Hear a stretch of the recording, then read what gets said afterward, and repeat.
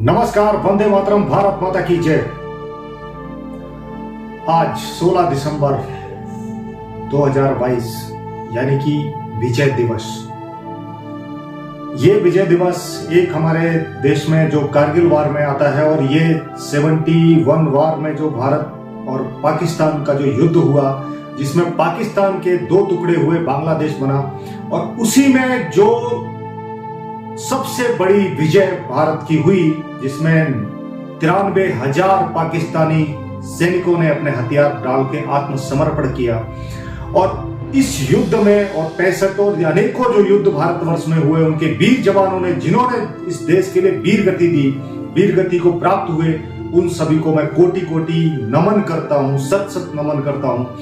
और नमन उनको, जो ऐसी उन सभी माताओं को जिन्होंने ऐसे वीरों को जन्म दिया, और उन सभी वीरांगनाओं को जिनके मांग का जो सिंदूर था वो इस भारत माँ के काम आया, और उन सभी बहनों को जिनकी राखियों ने शक्ति प्रदान की, उन भाइयों को जो भारत माता के लिए अपने प्राणों की आहुति दिए।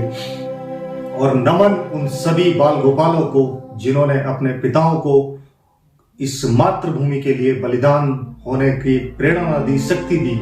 क्योंकि जब कोई भी व्यक्ति जब युद्ध क्षेत्र में जाता है तो सबसे बड़ी जो प्रेरणा के स्रोत होते हैं वो होता है उनका परिवार, और एक सैनिक का परिवार होता है ये देश। यानी कि देश में जितने भी लोग हैं उन सभी का जो एक स्वाभिमान होता है वो होता है भारतीय सैनिक। और ऐसे महान सैनिकों को, जिन्हें ज्ञात अज्ञात नाम अनाम सभी उन बलिदानियों को मेरा कोटि कोटि प्रणाम है, और नमन करता हूं मैं ऐसे महान योद्धाओं को। और आज जब हम बात कर रहे हैं विजय दिवस की, 71 वार की, तो ऐसे में एक नाम आता है। आज यूं तो अनेकों महापुरुषों का, महाबलिदानियों का वीर गति का दिन है, और इसमें एक महान योद्धा ऐसे जिनका नाम है अरुण क्षेत्रपाल, परमवीर चक्र विजेता। और उनके सीनियर ऑफिसर जो थे वो थे महावीर चक्र विजेता लेफ्टिनेंट जनरल, जो बाद में बने हनुज सिंह राठौड़, एक संत सिपाही के नाम से जिनको जाना जाता है भारतवर्ष में। और एकमात्र ऐसा सैनिक पूरे विश्व में और पूरे भारतवर्ष में जिसको दूसरे देश यानी कि पाकिस्तान ने विजय के बाद एक उनको खिताब दिया था, जिसको कहा जाता है फक्रे हिंद। तो इस तरीके ऐसे महान योद्धा को, जो पूरा जीवन इस देश को समर्पित किया, उन्होंने विवाह भी नहीं किया था, क्योंकि उन्होंने कहा था कि मुझे मेरे देश के अतिरिक्त और कुछ समझ आता नहीं है। तो उनका, जिसका पूरा जीवन इस देश को समर्पित रहा हो, ऐसे महान योद्धा के बारे में मैं कुछ बताना चाहूंगा आप सबको। जनरल हनुज सिंह सेवानिवृत्त के बाद देहरादून में गए, जहां पे वो अपनी साधना, योग साधना करते थे और वहां रहते थे। जब उनकी 2015 में उनका स्वर्गवास हुआ, वो ब्रह्मलीन हुए, क्योंकि वो एक संत थे।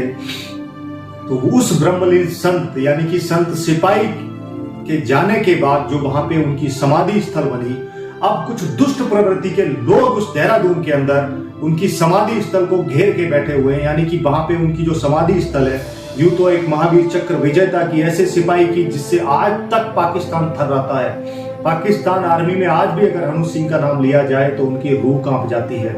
ऐसा व्यक्तित्व जिसने, जो कमांडिंग ऑफिसर रहते हुए वो और उनके जो जूनियर ऑफिसर थे अरुण क्षेत्रपाल जी, इन दो व्यक्तियों ने उनकी जो यूनिट थी, इन्होंने 48 टैंक उड़ा दिए थे पाकिस्तान सेना के।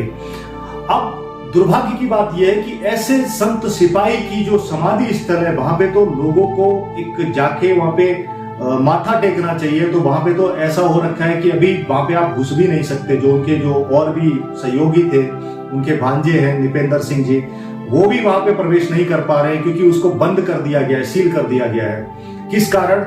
सिर्फ एक कुछ प्रोपोगंडा। यानी कि क्या, मान लीजिए वहां पे वर्षों से आश्रम था, अब उस आश्रम को सील किया गया है। जब वो थे तब ये कार्रवाई क्यों नहीं हुई, अभी उसको सील क्यों किया गया?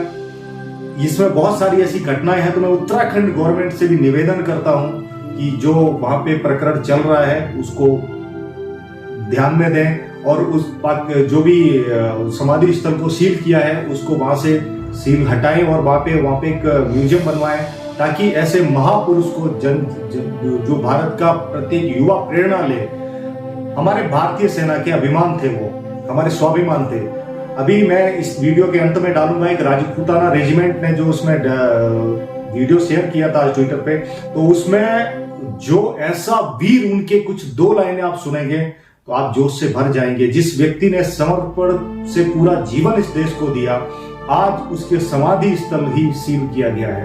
तो मैं निवेदन करता हूं भारत सरकार से भी, और हमारे जो रक्षा मंत्री हैं राजनाथ सिंह जी, उनसे निवेदन करता हूं, और भारतीय सेना जो वहां पे हमारी एकेडमी है, देहरादून एकेडमी, उनसे निवेदन करता हूं कि इस तरीके के ऐसे सिपाहियों के साथ ऐसा नहीं होना चाहिए।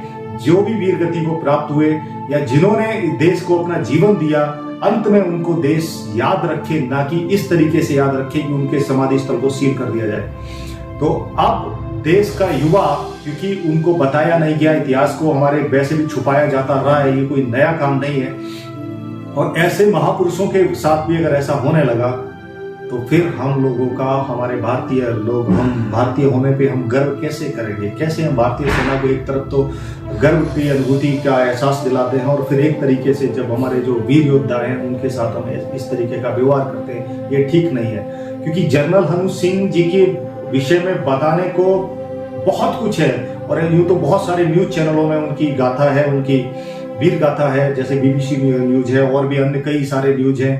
तो इस तरीके की जो घटनाएं हैं वो भारत में ना हो, आगे से किसी भी वीर गति प्राप्त या जो भी हमारा ऐसा योद्धा था और महावीर चक्र विजेता के साथ ये घटना घट रही है, तो कैसे काम चलेगा?